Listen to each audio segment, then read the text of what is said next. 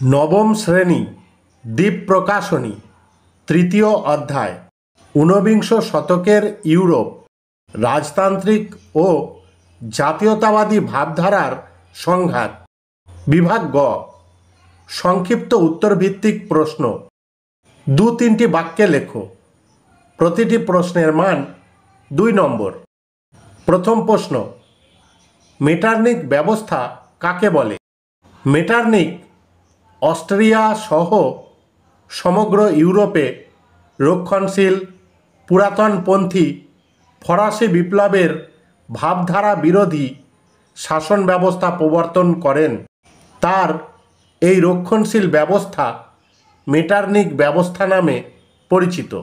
Vienna সম্মেলনের দুটি উদ্দেশ্য কি কি? ভিয়েনা সম্মেলনের দুটি উদ্দেশ্য হল, 1.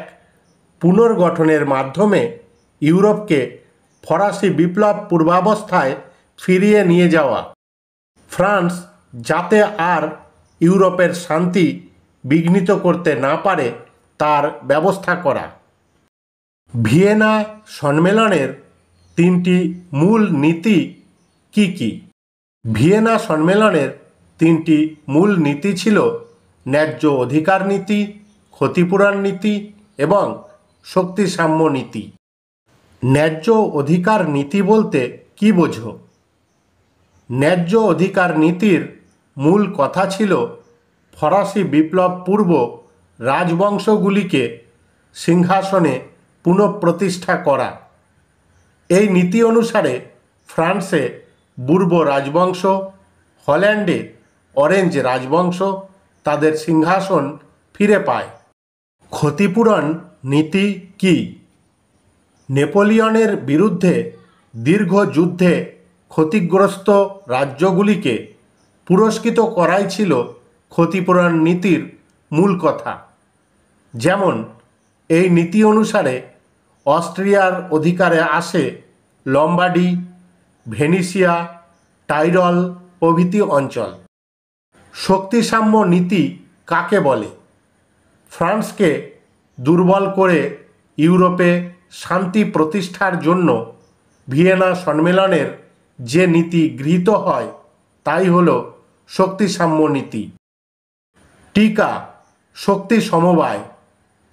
ভিয়েনা সম্মেলনের পরবর্তীকালে ইউরোপের শান্তি বজায় রাখা, ভিয়েনা সম্মেলনের সিদ্ধান্ত কার্যকর করা প্রভৃতির জন্য বৃহৎ শক্তিগুলি একটি আন্তর্জাতিক প্রতিষ্ঠান গড়ে তোলে। এটি ইউরোপীয় শক্তি সমবায় নামে পরিচিত। শক্তি সমবায়ের 5টি অধিবেশনের প্রথমটি 1818 খ্রিস্টাব্দে আইলা সাপেলে এবং শেষটি 1825 খ্রিস্টাব্দে সেন্ট পিটার্সবার্গে বসে। কাদের মধ্যে কবে ভিল্লা ফ্রাঙ্কার সন্ধি হয়েছিল? 1859 খ্রিস্টাব্দে ফ্রান্স ও অস্ট্রিয়ার মধ্যে ভিল্লা ফ্রাঙ্কার সন্ধি স্বাক্ষরিত হয়েছিল। প্যারিসকে বিপ্লবের জননী বলে কেন?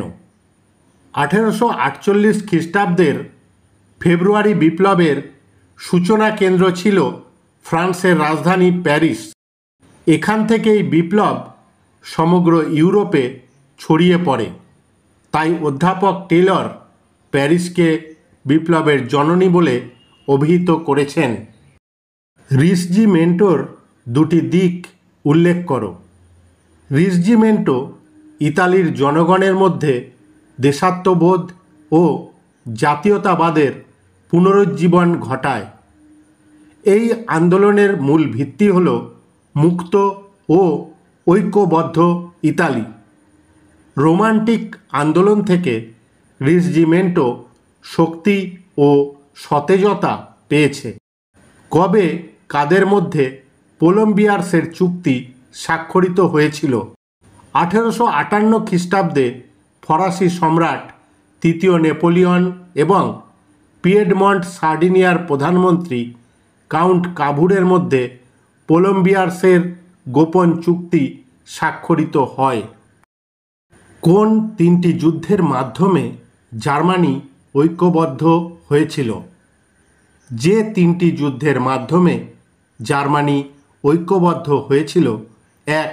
ডেনমার্কের যুদ্ধ, 2.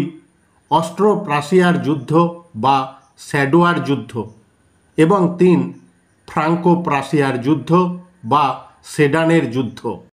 বলকান জাতীয়তাবাদ কাকে বলে? তুরস্কের সম্রাট দ্বিতীয় আব্দুল হামিদ বলপূর্বক তুর্কিকরণ নীতি গ্রহণ করেন। ফলে তুরস্কের বলকান অঞ্চলের গ্রিক, সার্ব, বুলগেরীয়, রোমানীয় প্রভৃতি জাতির লোকেরা ধর্ম, ভাষা, সংস্কৃতি রক্ষার্থে স্বাধীনতা আন্দোলন শুরু করে, যা বলকান জাতীয়তাবাদ বা সর্বস্লাভ আন্দোলন। কুজুক কাইনারিজ চুক্তি কবে কাদের মধ্যে হয়েছিল? 1774 খ্রিস্টাব্দে রাশিয়া ও তুরস্কের মধ্যে কুজুক কাইনারিজ চুক্তি হয়েছিল। দ্বিতীয় আলেকজান্ডারকে কেন মুক্তিদাতা জার বলে? জার দ্বিতীয় আলেকজান্ডার 1861 খ্রিস্টাব্দের 19শে ফেব্রুয়ারি সমগ্র রাশিয়া থেকে ভূমিদাস প্রথা উচ্ছেদ করেন, তাই তাকে মুক্তিদাতা জার বলা হয়। ধন্যবাদ।